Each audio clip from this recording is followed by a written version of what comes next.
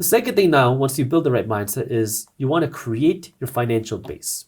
And the best way to understand this is just to think, if you wanted to build a house, what do you do first? Well, you gotta build the foundation. If you want to build a bigger house, you want to dig a deeper foundation. You want to build a tall building, you need an even deeper foundation.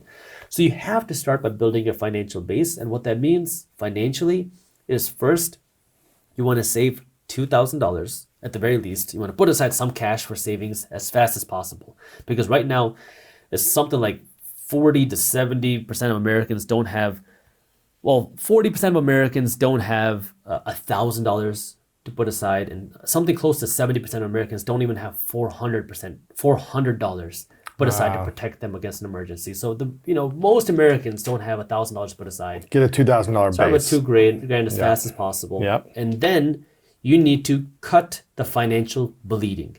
That means your high interest debts, your credit card debts, your hard money loans, your 0% APR loans, which are now charging you 20 to 25%. These need to be paid off as fast as possible, because these are loans that are skinning you alive financially. So, it seems like credit cards are one of the biggest things that hold people back. Look, credit cards are a tool. They are a tool. If you're not educated with them, you could get stuck. If you have this tool without the education, it will burn you. I only spend with a credit card. I spend a lot of money on a credit card because I know how to use a tool. And now, because I know how to use my credit card, what happens? Well, I don't spend more than I would otherwise, because I use my credit card just as a medium of exchange. I'm going to spend this money anyways. Might as well use my credit card. But my credit card gives me perks. It gives me cash back.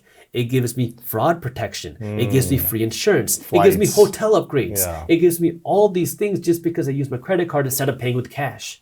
And so now, again, it's the financial education, because now some people will say, oh my God, these credit card companies are scams.